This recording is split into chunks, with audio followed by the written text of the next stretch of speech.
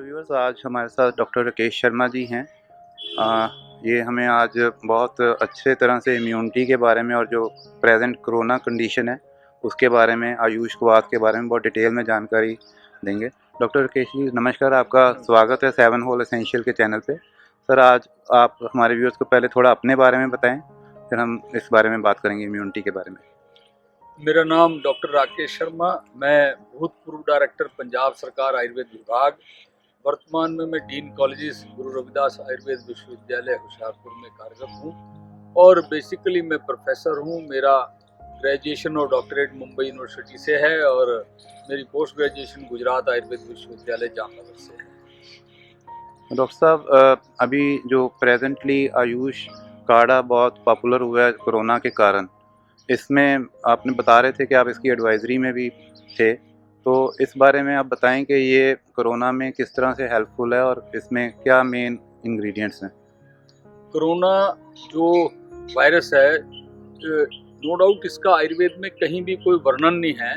मैं जहाँ तक समझता हूँ शायद इसको इसके लक्षणों से ही जाना जाता है।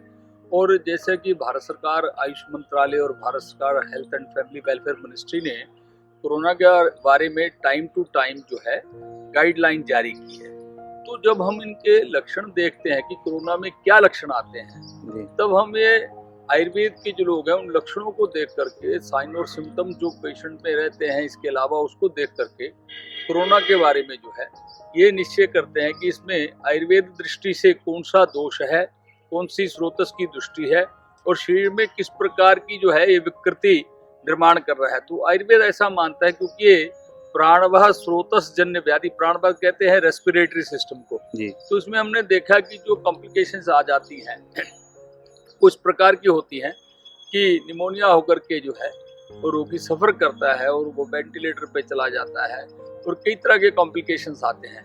तो एक इसमें हमने और देखा है कि हम क्या सभी ये देखते हैं कि इसमें हेडेक वगैरह जो है बहुत रहता है, ज्वर कहते हैं फीवर को, फीवर बुखार आ जाता है, इस तरह के लक्षण रहते हैं। तो इसको ये जो आता है रसवह स्रोतस जन्य दृष्टि में आता है। तो कोरोना को आयुर्वेद की दृष्टि से वात या कफ जो है ये व्याधि मान सकते हैं कि कफ और वायु के कारण दृष्टि होकर के शरीर में प्राणवाह और रसवह स्रोतस की दृष्टि होकर के रोग उत्पन्न होता है। अब आपने एक मूल प्रश्न मेरे से किया था कि जो आयुष काढ़ा है जी, उसकी क्या इसमें उपयोगिता है, क्या इसके किस तरह से ये काम करता है। तो आयुष काढ़ा जो है उसमें 4 चीजों का मुख्यतः वर्णन किया, जिसमें सबसे पहले है तुलसी पत्र, दूसरे नंबर पे है दालचीनी, तीसरे नंबर पर है सुंड और चौथे नंबर पर है काली मिर्च। तो ये जितनी भी दवाइयां हैं, जैसे इसमें उदाहरण दूं कि जो तुलसी पत्र है ये बुखार को रोकने वाला है, रेस्पिरेटरी सिस्टम जिसको प्राणवाह स्रोतस कहते हैं उस पे काम करता है। ऐसी जो सुंड है ये शरीर की ताकत देने जो सौंठ रहता है, ड्राई जिंजर, जिंजर जिसको ड्राई जिंजर कहते हैं, उसको सुंठी कहते हैं, आयुर्वेद शब्द है सुंठी जी। तो जो सुंठी है ये जो है शरीर के अंदर ताकत देती है। ताकत का मतलब यह है कि बल प्रदान करता है, इसका विपाक मधुर होता है। आयुर्वेद की लैंग्वेज में कहेंगे तो जो चीजें विपाक मधुर वाली होंगी प्राय करके शरीर में बल का आदान करती हैं। तो और दूसरा जो है एंटी इन्फ्लेमेटरी, इसको आज की साइंस मानती है। हम इसको जो है ये मानते हैं कि जो अग्नि शरीर की जिसकी वजह से हमारे शरीर में प्रतिरोधक क्षमता कम होती है, उस अग्नि की वृद्धि करता है और शरीर को बल देता है और वात का शमन करता है और कफ का शमन करता है। ऐसे ही जो काली मिर्च है, काली मिर्च जो है ये उष्ण और तीक्ष्ण होती है। उष्ण तीक्ष्ण होने से खास करके ये कफज व्याधियों को ठीक करती है, रेस्पिरेटरी सिस्टम के लिए, गले में होने वाली जो तकलीफ है उसके लिए और प्रतिशाय के लिए और आंखों के लिए बहुत अच्छी है। तो इसका जो इस तरह से हम प्रयोग करते हैं। और लास्ट में जो दालचीनी जो है ये भी जो है वात और कफ शामक है और इसके द्वारा शरीर के अंदर जितनी भी हमारी धातवा अग्नि है उनकी वृद्धि होकर के और शरीर के अंदर प्रतिरोधक रोग न उत्पन्न होने देने की जो है क्षमता ये निर्माण करते हैं। अब ये जो चीजें मैंने आपको बताई ये सारी की सारी चीजें हम रेगुलर रूटीन में अपने घर में प्रयोग करते हैं। मंदिरों में तुलसी पत्र जो है ये प्रसाद के रूप में देते हैं। दालचीनी रोज हम घर में खाते हैं। सुंठी जो है, सुंड जो है वो हम रोज घर में खाते हैं। काली मिर्च जो है हम रोज घर में खाते हैं। तो कुछ लोगों का ये मानना है कि शायद ये कुछ और बीमारियां उपद्रव पैदा करती हैं। हाँ, इस तरह की कुछ भ्रांतियां भ्रांतियां फैल हैं। रहे हैं। तो अगर कोई भी साइंस किसी भी दूसरी साइंस को बिना पढ़े इस प्रकार की भ्रांतियां उत्पन्न करती है, ये बड़ा दुर्भाग्यपूर्ण है। जी। इसलिए मैं आयुर्वेद का स्नातक होने के नाते, आयुर्वेद का विद्यार्थी होने के नाते और जितना मैंने आयुर्वेद पढ़ा है आज तक, उसके नाते मैं बिल्कुल निश्चित रूप से कहूंगा कि ये चारों चीजें जो हैं किसी प्रकार की भी शरीर में कोई भी और अन्य बीमारी उत्पन्न नहीं करती। हाँ, एक जरूर कहूंगा कि ये जो काली मिर्च है ये गर्म होती है, जी। तो इसका जो प्रिपरेशन जो है, जो उसको कितने कितने भाग में लेना चाहिए उसको बिल्कुल ध्यान रखना चाहिए जी। और इसको कितनी देर उबालना चाहिए इसका ध्यान रखना चाहिए। हमने इनको जब दिया है तो इसके जो छोटे मोटे उपद्रव हमने देखे हैं, जैसे कई जो पित्त प्रकृति के व्यक्ति हैं उनका मुख पाक हो जाता है, ओष्ठ पाक यानी स्टोमेटाइटिस हो जाता है, उनके होठ पक जाते हैं, उनकी नाक पक जाती है, इस तरह के लक्षण दिखते हैं। तो हम इसमें नारियल का तेल लगाने के लिए कह देते हैं या देसी घी लगाने के लिए कह देते हैं। दूसरा हम जो कहते हैं, जो हमारी आयुर्वेद की डिकॉक्शन मेथड है, कवाथ बनाने की जो पद्धति है, जी। काढ़ा बनाने की पद्धति को हम थोड़ा सरल बना देते हैं, क्योंकि जब हम काढ़ा बनाते हैं तो काढ़ा बनाते समय 8 गुना पानी लेकर के और उसको 1/4 रखते हैं। लेकिन जब हमने गर्मियों में काढ़ा देना था तो ये काढ़ा बनाने के लिए हमने कह दिया कि 1 टीस्पून ले लें और उसको जो है 2 गिलास में बॉईल कर लें जी। और 2 गिलास में अच्छी तरह से जब बॉईल करके वो 1.5 गिलास रह जाए तब उसको छान करके घर के 6 लोग जो है उसमें थोड़ा थोड़ा करके पी लें, 50 ml से ऊपर ले लें। तो अब कोई ऐसा भी आयुर्वेद का विद्वान ये कह सकता है कि आयुर्वेद का भी विद्वान कह सकता है कि आपने क्वाथ कल्पना जो है उसका अपने आप किस प्रकार से ये नया आवंतर भेद निकाल लिया। तो उसके लिए मैं कह दूं कि चरक सूत्र स्थान के जो दूसरा अध्याय है अपमार्ग तंडलीय, उसमें वैद्यों को छूट दी गई है। मात्रा कालाश्रयुक्त सिद्धियुक्तो प्रतिष्ठित है कि जो मात्रा है, काल है और युक्तिपूर्वक चिकित्सा करना ये वैद्य के अधीन है और इसी से जो है सिद्धि प्राप्त होती है। तो जो शास्त्र में लिख दिया है उसको तो हमें जरूर पालन करना चाहिए, लेकिन हमें युक्तिपूर्वक ये भी देख लेना चाहिए कि किस तरह से रोगी को हमने दवाई देनी भी है और उपद्रव भी उत्पन्न ना हो। तो इस तरह से हम इसका उपयोग काढ़े का करते हैं और एक काढ़ा जो है प्राणवह और रसवह और वात और कफ, इन तीनों के लिए बहुत अच्छा है। इनसे रोग उत्पन्न न होने देने में बहुत सहायक रहता है और हमने बहुत लोगों को ये काढ़ा बांटा है। हम नहीं ये क्लेम करते कि इसकी वजह से कोरोना कम हो गया, नहीं हो गया, लेकिन लोगों ने इसको खूब लिया है।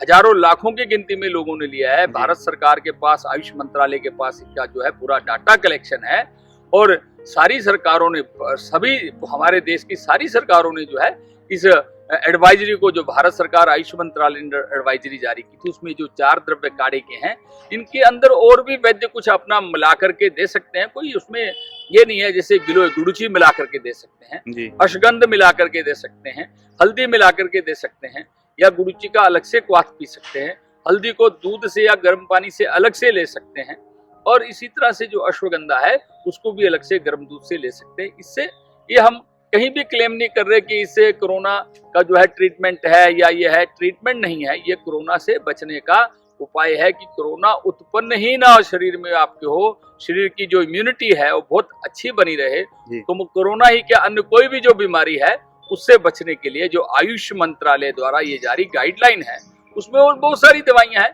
लेकिन आपने चर्चा सिर्फ क्वाथ की तो मैंने क्वाथ के बारे में आपको विस्तार से बताया। डॉक्टर साहब, ये बहुत ही अच्छी जानकारी आपने दी। बहुत सारे लोगों के मन में जो इससे जुड़े हुए सवाल थे उनका जवाब आपने दिया। बेसिकली जो मैं समझ पाया हूँ कि किसी भी तरह का, किसी को इम्यूनिटी का इश्यू हो, लोगों की इम्यूनिटी लो हो, तो वो इसे ले सकते हैं। सिर्फ कोरोना ही नहीं है पार्ट, बाकी इम्यूनिटी से रिलेटेड जितनी भी इश्यूज़ हैं, कई लोगों की इम्यूनिटी वीक होती है, बच्चों की इम्यूनिटी वीक होती है, तो वो इसको यूज़ कर सकते हैं। तो अभी जो सर्दियों का मौसम है, गर्मियों में आपने बताया कि लोगों को आपने बताया कि 2 गिलास पानी में थोड़ी देर बॉयल करें। तो अभी जब शीत लहर चल रही है ये नॉर्थ इंडिया में, तो ठंडा हो गया मौसम, तो व्हाट यू से कैसे हम इसको इसी काढ़े में क्या कर सकते हैं कि जैसे पहले इसकी जो काढ़े को बनाने की जो विधि है, यानी जो कच्चे द्रव्य हैं उनको अगर लेते हैं तो उसमें जैसे जो गाइडलाइन है उसमें 40 ग्राम जो है तुलसी के पत्र हैं और 20 ग्राम जो है दालचीनी है और 20 ग्राम जो है वो सूंठी है और 10 ग्राम काली मिर्च है। तो इस तरह से ये टोटल मिला करके 90 ग्राम हो जाता है। अब हम ये कर सकते हैं कि इसके अंदर हम थोड़ा सा शुंठी का 20 की जगह 30 ग्राम कर लें, और दालचीनी को भी 20 की जगह 30 ग्राम कर लें, और जो काली मिर्च है इसको 10 से 15 ग्राम कर ले। तुलसी पत्र जो है जितने हम ले रहे हैं उतने ही लेने चाहिए। और अगर हम गर्मियों में हमने इस काढ़े को 5 से 7 मिनट तक उबाला है, तो सर्दियों में 10 से 15 मिनट तक उबाल लें, तो आपको ठंड से भी बचाएगा। आपको जो वायरल डिसीज, जिसको हम कालज व्याधियां कहते हैं, काल परिवर्तन, ऋतु परिवर्तन के कारण उत्पन्न होने वाली व्याधियां हैं, उससे भी ये काढ़ा बचाएगा। और जिन लोगों को शरीर में किसी कारण से भी वेदनाएं होती हैं, वेदनाएं जो है खास करके आम बात है, संधिगत बात है, क्रोष्ठ शीर्षु है, गृद्धरसी है, इस प्रकार की जो आयुर्वेद की टर्मिनोलॉजी में मैंने व्याधियां कही हैं, इनको आज की भाषा में जैसे रूमेटॉइड आर्थराइटिस है, सियाटिका है, इन तरह की जो व्याधियां हैं, या इसके अलावा भी जो मांसपेशियों में वेदना इत्यादि हैं, उनको एक वात भी वेदनाओं को हरता है। इसके अंदर, इस काढ़े के अंदर हम शहद मिला सकते हैं, मिश्री मिला सकते हैं, और इस काढ़े के साथ में हम अगर कोई आयुर्वेदिक दवाई ले रहे हैं वो भी ले सकते हैं। ये बड़ा अच्छा अनुपान का भी काम करता है। तो इससे हमें कई तरह के फायदे जो है शरीर में देखने को मिलते हैं और हमने देखे हैं। और इन दवाइयों का पुराने काल से, ये जितनी भी चारों की चार जो रॉ मटेरियल हैं जिनसे काढ़ा बनता है, इनका वर्णन जो हमारे ओरिजिनल ग्रंथ है, अग्निवेश तंत्र है, जिसको कि जब सृष्टि उत्पन्न हुई थी तब से बना है। मैं ऐसा नहीं कहता कि आयुर्वेद 5000 साल पुराना, मैं तो ये कहूंगा जब से ब्रह्मा जी ने सृष्टि की रचना की, ब्रह्मणो ही यथा प्रोक्तम आयुर्वेदम प्रजापति जग्रह निखिल आदवो अश्वनतो पुनस्तात। इसका मतलब है कि ब्रह्मा जी ने जब ये सृष्टि निर्माण की तभी आयुर्वेद को पैदा कर दिया। तो सतयुग है, त्रेता युग है, द्वापर युग है, ये युगों की बहुत ज्यादा आयु रही है, कितने सहस्त्र सालों तक पुराना हमारा शास्त्र है।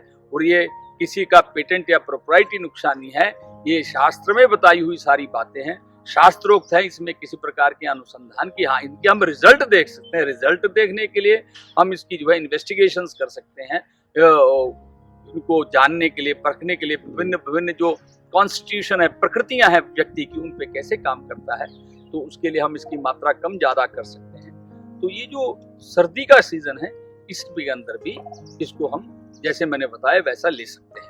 और सब एक लास्ट क्वेश्चन इसके बारे में कि अभी देखा जाए तो बहुत सारे बाज़ार में आयुष काढ़ा एक कंपनीज बना के देती हैं रेडी टू यूज़, और आपने जैसे बताया कि ये 4 इंग्रेडिएंट्स इसका पार्ट है और लोगों के घरों में, किचन में भी उपलब्ध हैं, और फ्रेश तुलसी है, फ्रेश जिंजर भी अवेलेबल होता है। तो क्या ड्राई और फ्रेश में कुछ फ़र्क रहता है उपयोगिता में और क्वान्टिटीज़ में?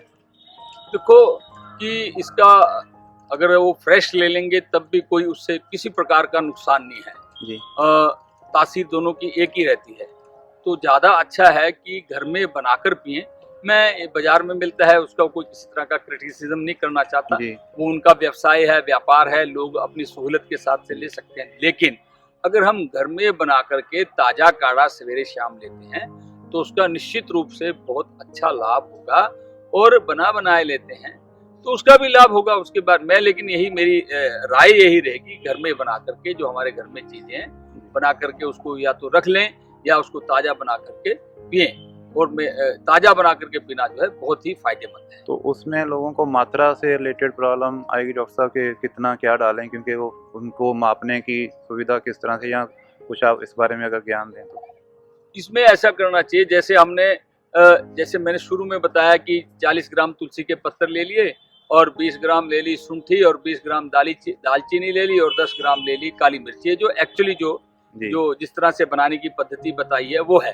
तो इतना लेकर के इसको हम दरड़ा करके, पूरा एक फाइन पाउडर ना करें, इसका बिल्कुल जो है बारीक चूर्ण ना करें, इसको दरड़ा कर लें। दरड़ा करके एक बॉटल में पैक कर लें, और पैक करके जब हमारे अगर घर में 4 लोग हैं तो हम 1.25 गिलास पानी लें और ½ टीस्पून जो है इस काढ़े का उसमें डाल लें। 5 से 7 मिनट तक बॉईल करें, और बॉईल करने के बाद जो है इसको छान करके 4 कप डाल के 4 लोग जो है इसको गरम गरम पी लें। और इसके साथ और भी अगर कोई दवाई लेते हो अपनी आयुर्वेद की, वो दवाई भी इसके साथ जो है ली जा सकती है। डॉक्टर साहब, एक समाज में मिथ फैल रहा है, कुछ मेरे मित्रों ने बताया कि कुछ लोग कहते हैं कि जिनको कोई बहुत गंभीर समस्याएं हैं, किडनी फेलियर है या कोई हार्ट से रिलेटेड इश्यूज हैं, बीपी है, उनको ये नहीं लेना चाहिए, उनको इससे प्रॉब्लम होती है। जहाँ तक जो बीमारियां आपने बताई है, हार्ट की तकलीफ है या किडनी की तकलीफ है, तो इनमें ऐसा है कि इस काढ़े से तो कोई किसी प्रकार की जो है तकलीफ निश्चित रूप से नहीं होगी। लेकिन हमें पता है कि जब इस तरह की कोई व्याधियां होती हैं तो उसमें जो डॉक्टर्स हैं वो अपने आप ही जो है लिमिटेड डाइट और लिमिटेड ड्रिंकिंग कर देते हैं, खास करके किडनी डिसीज में जी। तो उस दृष्टि से वो काढ़े को जो अपना उनका पीने वाला पानी है उस रूप में वो पी लें। निश्चित रूप से ना तो हृदय के लिए किसी प्रकार का हानिकारक है, ना वृक्क के लिए हानिकारक है, ना ही इससे कोई ब्लड प्रेशर बढ़ता है। इस तरह की कोई भी जितनी भी ये मिथ्या भावनाएं हैं ये सब बिना कारण, बिना किसी मेडिकल स्टैटिस्टिक के कोई डाटा कलेक्शन नहीं है। इस तरह की वो जो है बातें लोग करते हैं, ऐसी बातें नहीं करनी चाहिए। ये बिल्कुल ही ये जो निर्दोष बात है, इससे किसी प्रकार का भी कोई रोग उत्पन्न नहीं होता। ये रोगों को ठीक करने के लिए और शरीर की इम्यूनिटी बढ़ाने के लिए है। Thank you very much doctor sir, आपने बहुत डिटेल में इस बारे में जानकारी दी। आप हमारे जो 7 होल एसेंशियल के व्यूअर्स हैं उनके लिए इस समस्या के दौरान कोई मैसेज देना चाहें, कोई विशेष मैसेज आपकी तरफ से? मैं यही मैसेज देना चाहता हूँ कि जो आयुर्वेद है ये अपने देश की पद्धति है और हमें आयुर्वेद में जो चीज़ें हम घर में रोज खाते हैं उसमें जितनी 4-5 चीज़ें मैंने बताई है, इसके अलावा फिर आगे कभी आपसे चर्चा करेंगे तो हमारी किचन में बहुत सारी चीज़ें हैं तो हम उसके फैमिलियर होते हैं उन सब चीज़ों के, तो उनसे जो हम रेगुलरली जिस चीज़ को खा रहे हैं उससे शरीर को कोई नुकसान नहीं होता। इसलिए हमें बिल्कुल मन में कोई संकोच ना करते हुए आयुर्वेद की इन औषधियों को जो मैंने बताई उनका सेवन करना चाहिए और आप सदा स्वस्थ रहें, ऐसी मेरी शुभकामनाएं। धन्यवाद। Thank you sir, thank you.